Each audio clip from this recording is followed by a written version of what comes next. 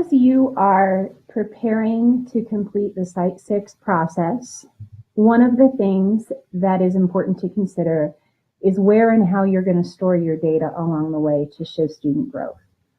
One of the tools that I've used in the past that was helpful for me is the ability to create an assignment in Infinite Campus that is hidden from students, meaning they can't see it in the portal, and that is not active, meaning that it doesn't impact or affect their grade.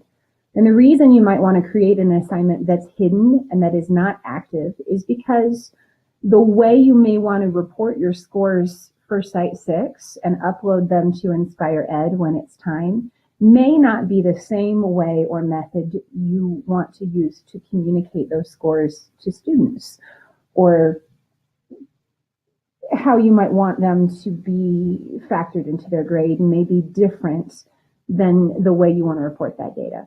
So I'm going to really quickly show you how to go about that and also kind of walk you through my thought process so you understand why this method works for me. The first thing I wanted to show you is the GBC.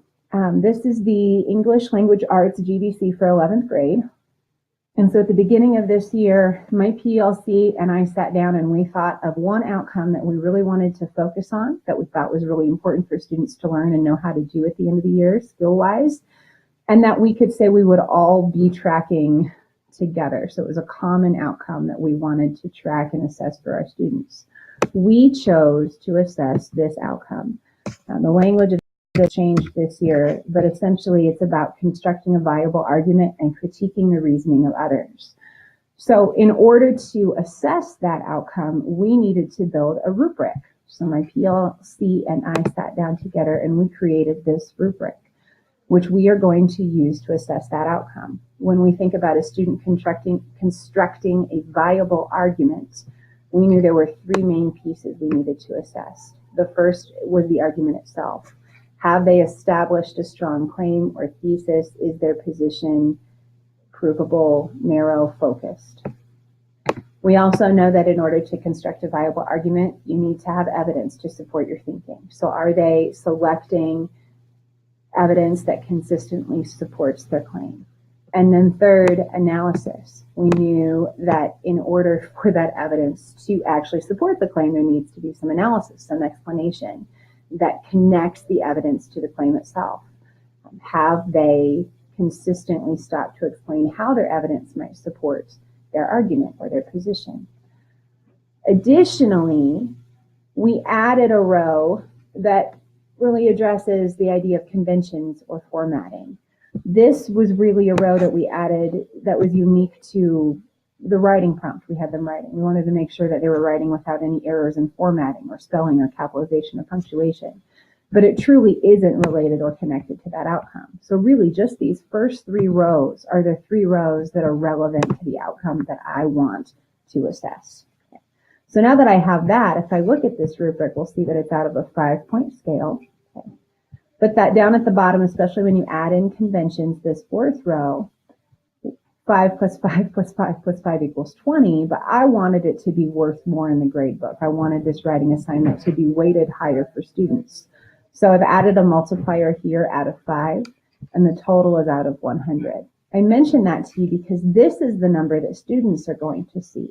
When I input scores for students in terms of this writing assessment, they're going to see a score out of 100.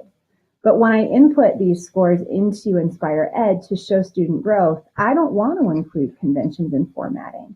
I only want to be looking at these first three rows because those are the rows of my rubric that are relevant to the outcome that I want to assess.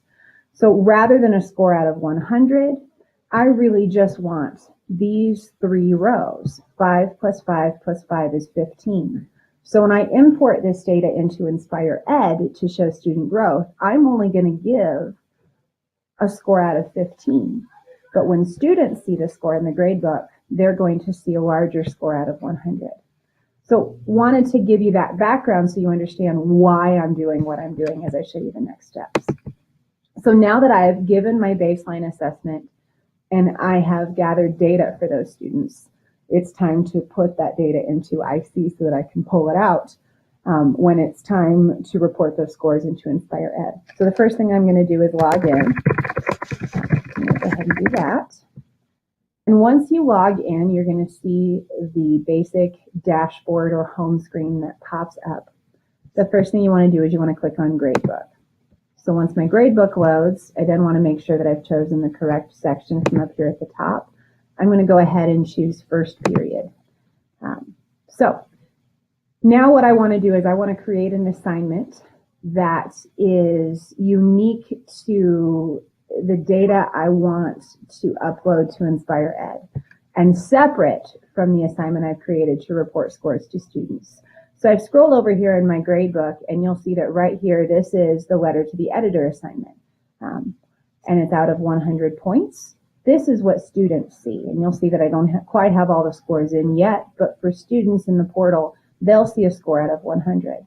I want to create a separate hidden assignment that is not for students' eyes, that won't factor into their grade, and it will just be visible to me, so that when I pull those scores over to Inspire Ed, I'm not pulling a score out of 100. Instead, I'm just pulling a score out of 15 for those first 3 rows on the rubric. So if I scroll back over to the beginning of my gradebook, I'm going to go ahead over here in the left corner. I'm going to click on the Add button. And once that pops up, it's going to give me a window here where I can create an assignment. Now, I'm simply going to call this assignment my baseline data. And I'm going to spell it correctly. And here I have to give it an abbreviation, so I'm just going to say base.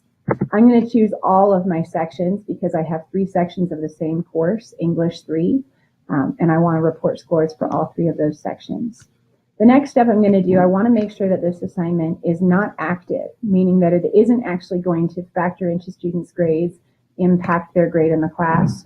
And the reason I want this not to be active is that I've already included this assignment for my students somewhere else. They have a score out of 100 for this writing assignment that they've completed. It's already been factored into their grade. I don't want to double up.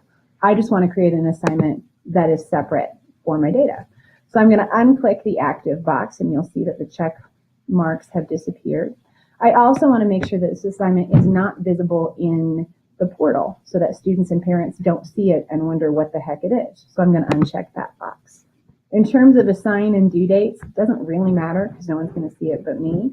You can certainly adjust those if you'd like. I'm going to choose to leave them as is. I'm going to scroll down here and I'm going to click on semester grade because I do want it to show up in my grade book. And I'm just going to go ahead and choose to put it in the homework and daily assignments category for me, just because that's the first category that pops up in my grade book. And that way this assignment will be visible right at the start, but you could really put it anywhere that you'd like. Total points, I'm going to make it out of 15 because I want my scores reported out of 15. And then I'm going to go ahead and hit save. Once I hit save, what you're going to see is that assignment is going to pop up right here in my grade book. Okay. And now I've got an assignment that says baseline data. It says that it's inactive. Okay. And this is a place then where I can put scores into the grade book and it won't impact students' grades and it won't be visible in the portal. I would repeat those steps again if I wanted to create my growth assessment. So I'm going to go ahead and click on the Add button in the left corner. I'm going to call this growth data.